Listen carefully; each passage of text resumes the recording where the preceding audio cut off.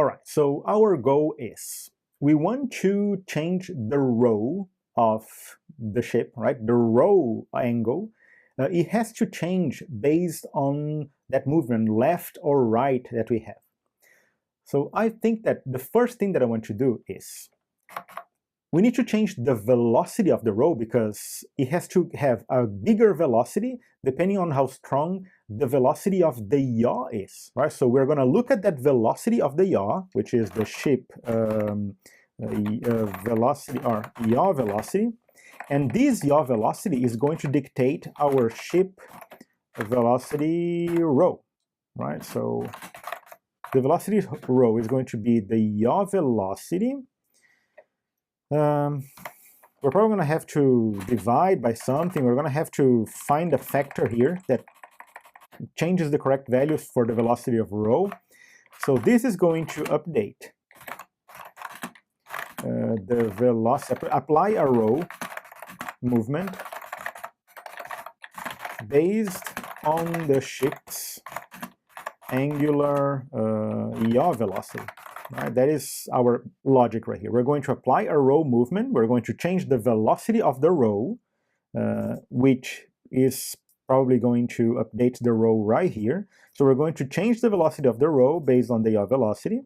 But also, I have to always remember to also decay this rho, right? Because I don't want to only apply the rho and let it roll forever. I have to reduce this rho as the game ticks. So I'm going to reduce or decay the rho velocity, always, right? To restore it to the default rho orientation. Which means that my ship velocity rho, we're going to have to decrement by something, right? By a certain value. How much are we reducing right here? I don't know, maybe half of it. So ship velocity rho divided by 2. So I always reduce by half of it, right? So I always decrement and I divide by 2 to restore. Actually, if I divide by 2, I can shift by 1, right? Which is just the same thing. Cool, so let's just see how this looks. I'm changing the velocity of the rho, oops, yaw velocity on line 102. That is not correct. It is velocity yaw. Good ISO. Cool, that's it. So if I restore and I reset, let's just look how this feels. Right, so I'm moving forward. If I press to the right, well, it is rolling. It's just horrible. This is too strong. Well, you see, I'm going to the right, and it is actually decaying and reducing, right? We're just going to have to find a factor that is a lot less than this. So I'm going to have to probably divide a couple of things here, because these factors are too strong for what they are. So this one right here, the velocity, this one right here, velocity rho, I am basing that into the yaw velocity, right? So the velocity of the yaw. I think we can divide this by, let's just say, well, let's just divide by a big factor here, 6. Maybe that's too much, maybe that's, I don't know, let's just see. Do you agree? I'm kind of coming back here and I'm basing on that velocity yaw, I am shifting by 6, right? I'm dividing this thing so the velocity is not that big. Let's just see, right? So no errors. So if I go and if I change now to the right, you see how it is rolling and it's not going back. Okay, so the rho is better than I thought. I think it can actually be a little bit faster. Let me just see. Maybe 4 if I divide by 4. And let me just also always ship row, I want to always decrease the row so it always goes back to 0 as well. Not just the velocity, I want the actual angle always to point up, right? So my ship has to always point to the correct orientation with the vector pointing up, right? So the canopy has to look up. So the row, I'm always going to reduce this thing by ship row. Let's just get always kind of reducing it. Let's just say by 3. I think that's fine. Always decays, or always restore the row so the ship canopy points up. Right? So I want to restore that row always back to 0 and reduce those things as I can. So I'm just going to shrink this thing as well. Do you see?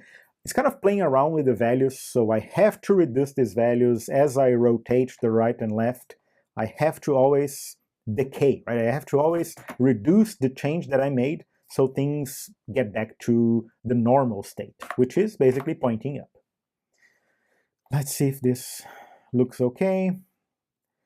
Right now, I think we got the idea. It's basically just playing with these values to see what looks good or not. You can probably change your own values and find your own tweaks to these changes. Let's just see if I'm going and I press right. It's not really rolling that much, is it? Let's see what else I can change here. So I think this one, I'm going to just make a little bit stronger. So let's just say just 4 here. So this one, velocity row, I'm reducing by 1. That's fine.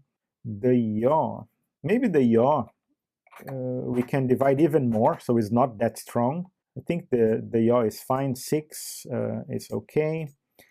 Velocity row, let me just decrease the velocity row here by, let me just divide by 2 this velocity.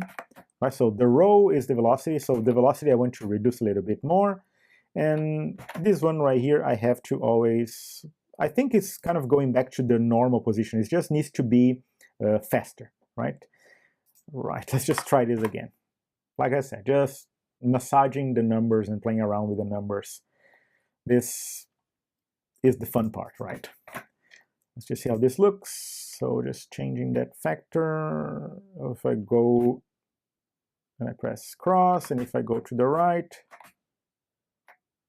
look at that. Better, right? So see, I love this row effect. This looks cool, right? So if I'm going and I go to the left, it always rolls and gets back to the normal position. See, canopy up, goes to the right, left, right. I love this row. This looks good. Woo-hoo-hoo. I love it. You see, just a small change in the physics effect. Yeah, we're gonna have to constrain the movement of the ship to glue to the track, of course. But so far, it's looking fine, right? So if I go to the right or to the left, look, maybe you can even increase more or left. I think I'm just gonna leave it like that. You can, if you want to change these factors, then you're free to do whatever you want, right? But yeah, I think that is what I wanted to achieve. You see, left, let's just go left, right.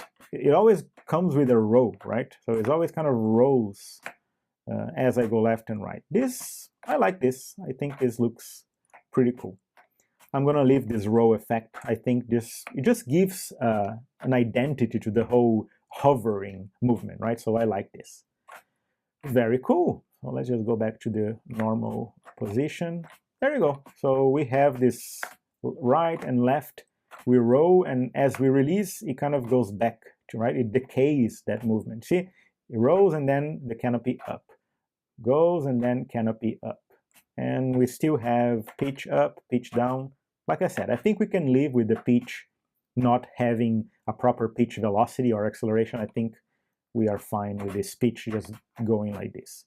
And left and right now we have a row effect, right? So that is good news.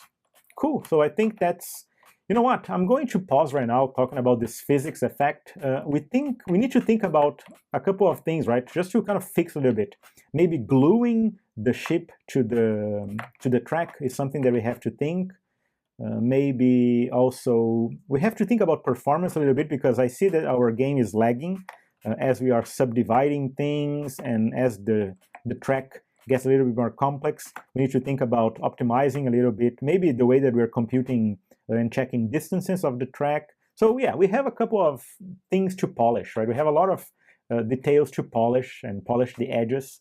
But yeah, I think I like this whole physics of the ship. I think we can live with what we have right now. Right, so the next step is, let's just think about maybe the whole physics of gluing the ship to the track, right? We need to have this force that pretty much attracts the ship always to the track. I think that is going to give us a lot more to work with, right? If we have this ship always gluing to the track, we have something that kind of resembles more the original game, the original Wipeout. So let's just go ahead and do that.